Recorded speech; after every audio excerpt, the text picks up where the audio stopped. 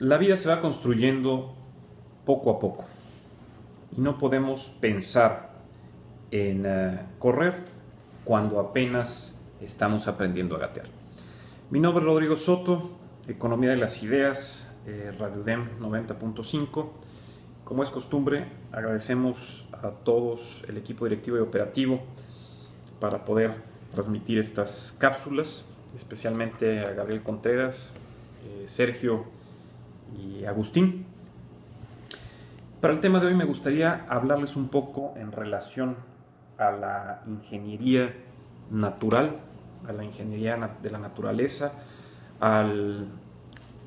la particular experiencia que hemos visto, cómo los organismos emergen o surgen para comportarse como organismos en conjunto que trabajan en equipo, en coordinación,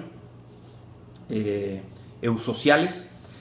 y que la vida es muy sabia, la madre naturaleza es muy sabia en relación a utilizar su información o su tecnología de información de forma espectacular. Y también, bueno, busca optimizar los recursos para eficientarlos.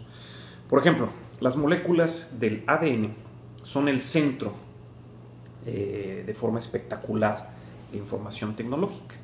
Y son capaces, como nos lo dice Richard Dawkins en su libro The Blind Watchmaker,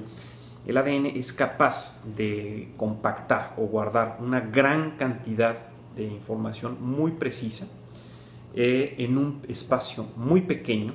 y es capaz de preservar esta información con muy pocos errores, pero algunos errores que surgen, pero esas mutaciones, esos errores no son favorecidos y terminan por extinguirse, no ser más. Y esta información es guardada por periodos de tiempo increíblemente grandes, hablando de millones de años. También la naturaleza lo que hace es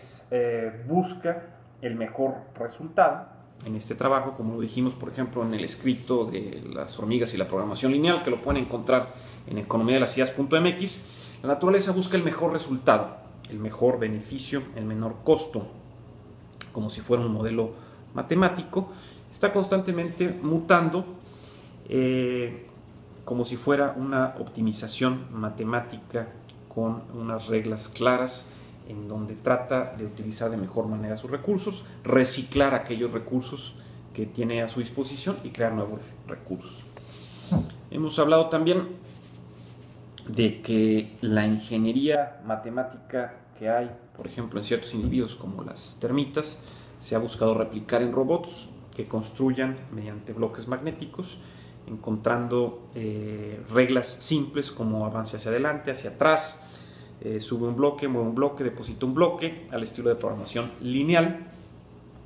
Y vemos que pequeñas reglas o pequeños esfuerzos pueden derivarse o traducirse en complejas estructuras de diseño. También Richard Dawkins nos dice que constantemente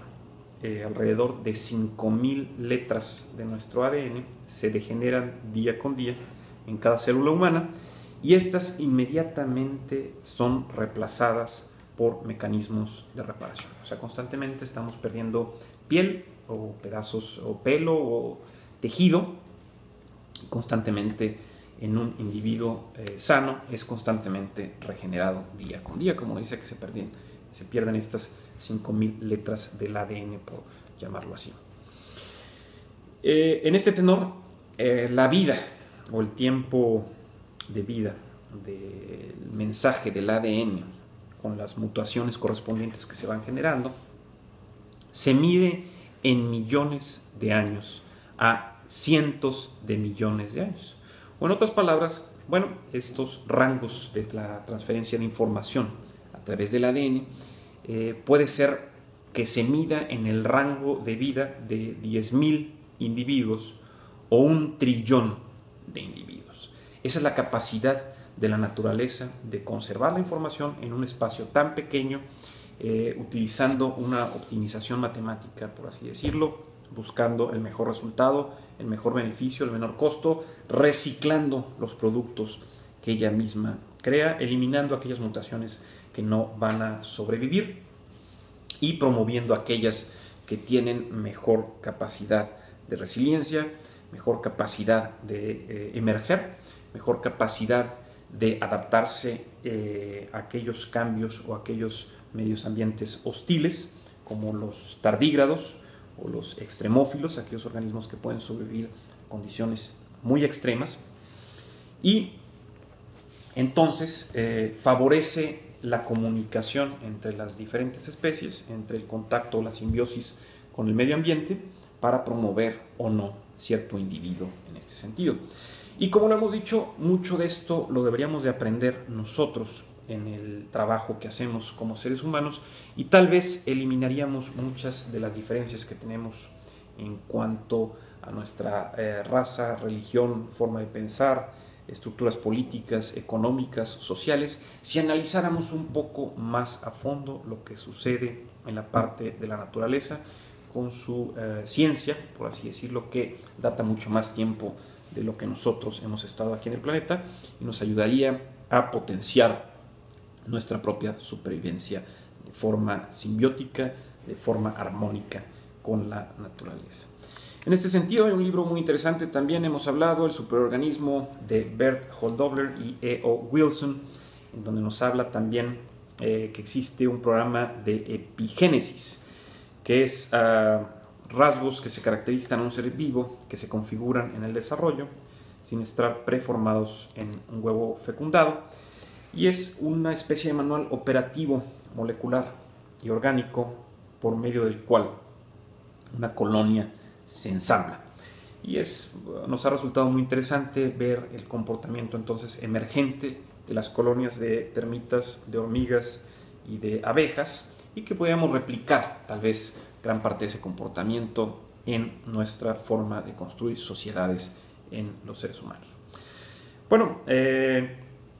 diversos biólogos ya han encontrado útil explorar o extrapolar más bien el lenguaje de la naturaleza en las ciencias computacionales, como lo hemos visto, como los pasos de un programa, tanto en los insectos como en las máquinas, son vislumbrados como secuencias de decisión, reglas, o en términos biológicos pueden ser reglas epigenéticas. En este tenor también es importante resaltar que la naturaleza, al ir construyendo todos estos pasos, el ADN, al irse replicando constantemente entre todos los individuos,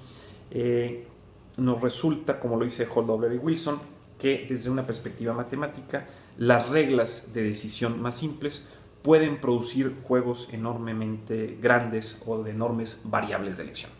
Por ejemplo, nos dicen que tan simple como un juego de 3 en línea, o el típico tic-tac-toe,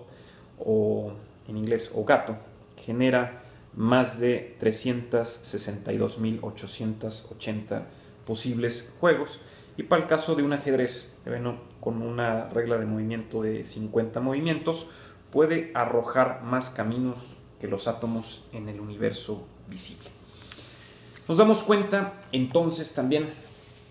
interesantemente, que la organización de los sistemas emergentes, también como lo hemos visto en diversos escritos, por ejemplo de James G. Pocket y Nicholas T. Ouellette, nos dice que los animales sociales pueden empezar a trabajar como un organismo o tal vez como un superorganismo, emergiendo con 10 individuos en donde trabajan por un beneficio común, trabajan en pro del grupo y no por un beneficio personal o particular.